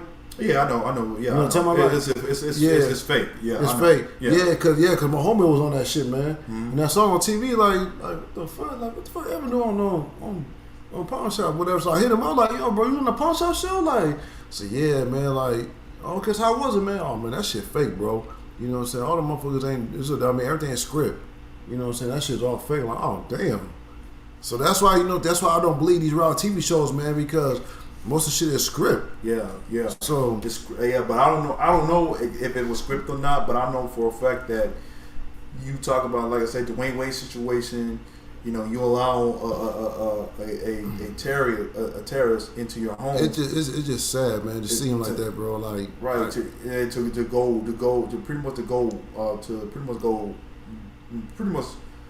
to go out there bad, you know, it's just to me. But I salute to the men out there though, man, that, you know what I'm saying, that was raised as a single mom, but still woke like us, you know what I'm saying, still realize, you know what I'm saying, who we are as men. Yeah. You know what I'm saying? Cause like I said, it's all about your mom, what she told you, you know what I'm saying? Cause like I said, Kwame Brown, mom, whatever, man, you know what I'm saying? Like I said, his dad was locked up in prison. You know what I'm saying? Which he didn't know about. Which he didn't know about it. Know about that which he didn't know about it. Yeah, but what it is, man, his mom was smart. So you guess what? You don't need to know about it. You know, so just let you know that, yeah, you do got a dad. But you don't need to know about it, man. Because one thing is, though, man, he don't want to make you feel that. Because one thing is, like I said, like Kwame Brown, you know what I'm saying, Kwame Brown mom could have told him, like, you know what I'm saying, you know what I'm saying, like your dad killed somebody, man, he ain't shit. So guess what? You know what I'm saying, just me and you. You know what I'm saying? But at the same time, she didn't want to say nothing. She kept it quiet. Yeah, so, and that's what you call a true definition of a strong black woman. Yeah. Because regardless of what the her circumstances, that's what you call a true strong black woman. That she's not gonna badmouth the kid's father. No. You know her, because she knows she selected, man. She knows she selected. Right. So she coming from a standpoint of, I do not want to have this bad image, this bad image on my sons to say about their father. You know what I mean? So and this is why till this day, you know, he was kind of upset that Charlemagne would go as far as, you know, dox the man's family like that, And for him to fuck Booty Charlemagne, man, So- because he. so And this is where he spoke the TV shows. This is why like I said, Stephen A. Smith, man, he just he was talking about this man 20 years straight. I be going ESPN watch this shit. He's talking about Kwame Brown. Kwame Brown's like, why you keep talking about this man? Like, you know, so he ain't there nothing to you, though, man. Like, I mean, but it's just we kind of fell for that because we fell for it because we, you know what I'm saying, because we thought it was funny. Right. As I look at it, man, like, this shit ain't funny, man. until we got Kwame right side to the the right side, yeah. Because one thing is, man, because one thing is, like, he called him a scrub, but one thing is, like, I kind of like, okay, call him a scrub though, man. Like, okay, call him a scrub. He's weak. He's soft. He ain't shit. The man had, you know what I'm saying, 30 and 19 rebounds. 30 and 19 rebounds. Like, hold on, man. Why you call this man scrub though, man? He came out of high school and went straight to NBA. What scrubs you think will put up that type of number? Right. You know what I mean? So for him to be selected number one out of Tyson Chandler and Eddie Curry, that says a lot. And all three of them are in the same high school class. Yeah.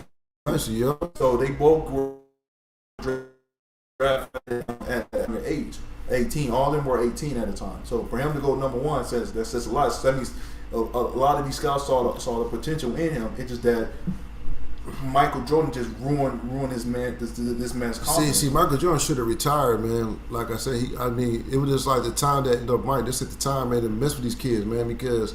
I mean, you did all your time. You got your 6 rings, man. Just fall back a little bit. You know what I'm saying? Like, go stay in the office or try to do something, man. But you trying to step on the court with this new generation is right here. You know what I'm saying? It's not going to look good for you, though, man, because Mike's starting to realize, man, when Kobe dropped 50 on his ass and shit, you know what I'm saying? He realized, yeah, man, I can't do this no more, man. So, but we just like, I want to say this, man, before we leave. You know what I'm saying? We cover a lot. We cover a lot today, though, man. Yeah, we did. I want now rest in peace to DMX. Now, have you heard DMX's new album? No, I haven't. I'm gonna say this: rest in peace. Like I said, rest in peace to DMX. I feel like it wasn't really good enough. Like the album itself is like it wasn't hidden. It just feel like, you know, because I wanted to see the new DMX. Because I mean, I understand that, you know, so you want to hear the old DMX and all that. Okay, if we're gonna hear the old DMX, I'm also hear his old songs.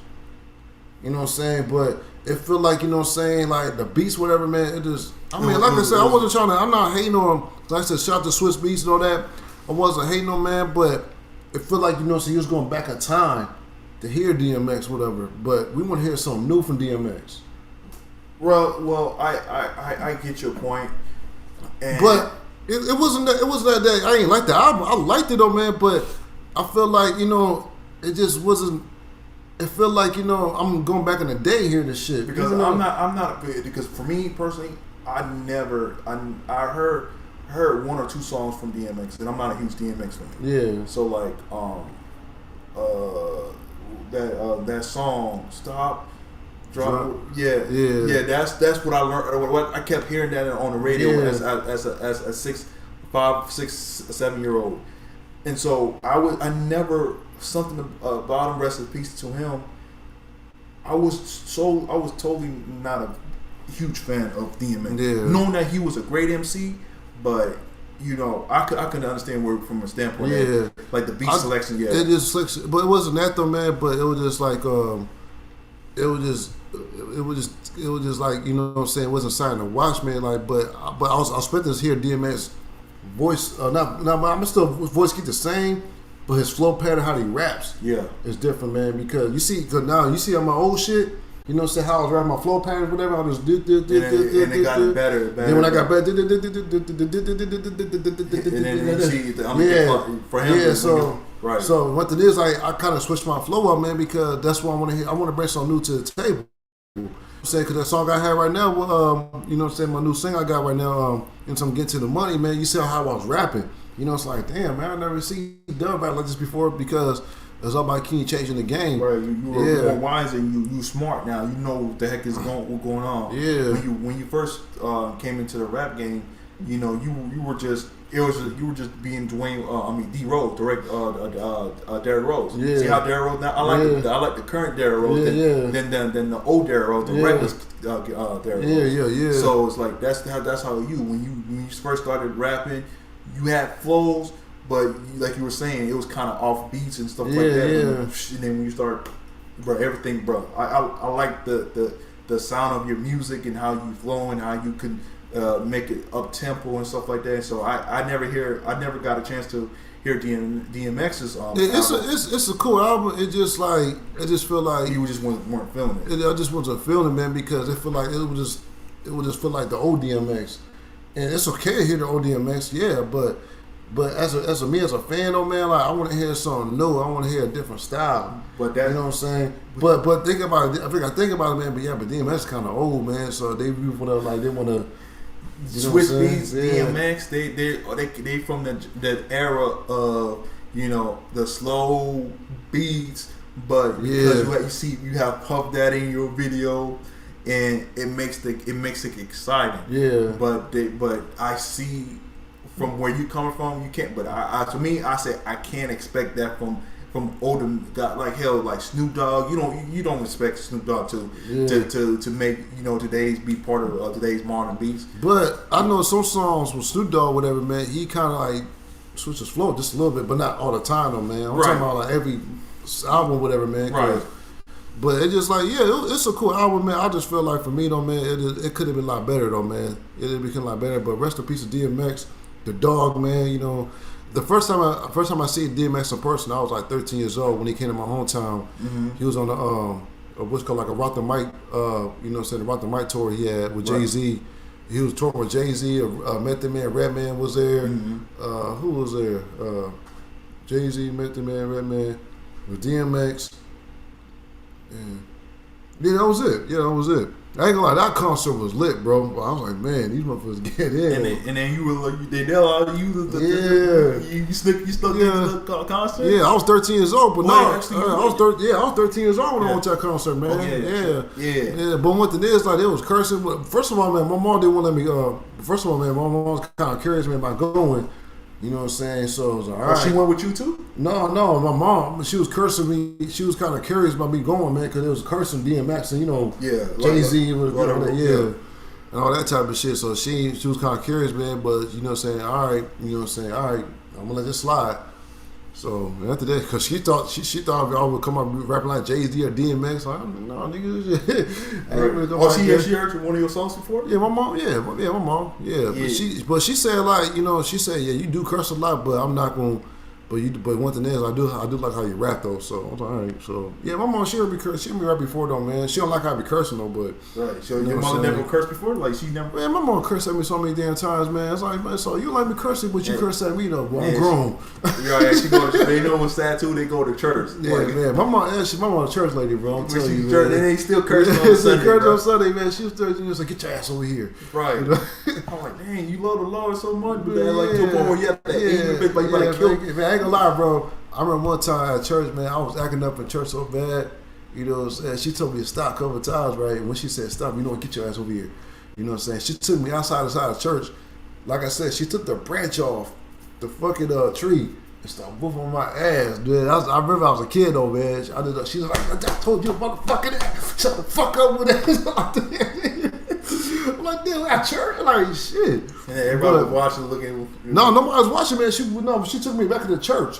You know what I'm saying? Because the back of the church is like a little tree. Right. Whatever. She just took it off and she started whooping my ass and shit, man. You come back, everybody look at you. Like, I'm like shivering and shit, scared. You know what I'm saying? Like, man, like, oh, look at you, whoop on your mama. Like, nigga, fuck you. I hate that too, bro. Yo, this is part of like just growing up, like in that era, bro. It was brutal. People don't understand how brutal it was, bro. You get picked that. You get picked that. I ain't gonna lie. I used to wear high waters and all that stuff. Man. I ain't gonna lie, bro. Man, when I had these, one time I had these sweatpants. I had these purple sweatpants. You know what I'm saying? I had purple pants on some other shirt, nigga. Because after that, because I was at gym class. Yeah. So I didn't have no sweatpants. I'm like, man, fuck it. I'm gonna use purple sweatpants on, man. I swear I got made fun of her the whole time, man. Yeah. I was like, man. Yeah. It was brutal, bro. Like, you gay with the purple sweatpants, like, man. And now. And guess what? Now you got these niggas wearing pink and purple clothes. Shorts on, bro. Like, yeah, like now, like, oh, so y'all clowning me now? Y'all still wearing that shit? Okay, and then if I come in with a long tee, bro, you ain't no franchise, bro. This ain't 2006. Yeah, like niggas, I ain't gonna lie, niggas is wearing you know what I'm saying, hose jeans, man. And back then it was no. Back then, bro, man, if you were, dog, ain't gonna lie, if you got holes in your jeans, man, you get picked on, bro. You get made fun of, bro. You gay, you suspect, man. Yeah, like, and now whenever I see niggas my age wearing that shit, man. So hold on, man. I remember one time you made fun of me, man, because I had, you know what I'm saying, like, you like a hole in my kneecap and shit. And now I see your ass on Instagram take a picture with some kneecap holes on your jeans and shit. Now you gonna try to make fun of me, man? Get your ass out of here, man. Man, today's society is effed up, man. Look, man. Yeah. But look, man, we finna get out of here though, man. Like I said, we're gonna come back later on this week or so, like that. Or I'll just do another show. I've been going off all week, man, because you know what I'm saying, Dr. Boyce Watkins, man. I just feel like, bro, I thought I believe you, man, but you, as soon as you start hitting on Kevin Samuels, I was like, oh, nigga, I gotta worry about you now. And then you gonna say, if a black man don't date single mothers, then we ain't shit. I was like, oh no, you talking about me then? I feel offended for that shit. I'm sorry. You ain't talking about me because I ain't. I ain't feel offended like that. But I'm serious, I ain't feel offended like that. But I had to address that, man, because I don't want to, you know what I'm saying, let these young kids, you know what I'm saying, hear this message, man, because have that running. Yeah, because like I said, I remember I told you last time with my ex and shit, like I nigga, it fucked up my value up. I had to, you know what I'm saying, I had to regain that back. And so at the time, whatever, man, I had to, you know what I'm saying, fall back and focus on me. And then after that, I see different results. Like, damn, if I really focus on me, I see this is growing over here. This is doing better over here for myself. So you see your surroundings, man, who you are and what you're doing for yourself, man. So that's why I tell you, man, stop making these poor decisions. Are you Generation X ass niggas again? Stop, you know what I'm saying, setting these kids up to failure. I'm telling you that. That's why these kids out here acting crazy. Because you put them in the crazy position. But look, we finna be out. You know what I'm saying? Memorial weekend. I don't know if y'all grilling, cooking out, do what you want to do, man. But stay safe out there. Y'all stay safe. I don't know what the mask requires, man. I don't know. Shit, man, I don't care about masks anyway. But y'all be safe out there. You know what I'm saying? Vaccine, if you go take that shit, that's on you. I'm not taking that shit. You know what I'm saying? Ain't no need stuck in me. Oh no, I ain't finna turn no damn zombie here. Next to no, man, no, man. But look, man, we out, man. Holla. Yeah, peace.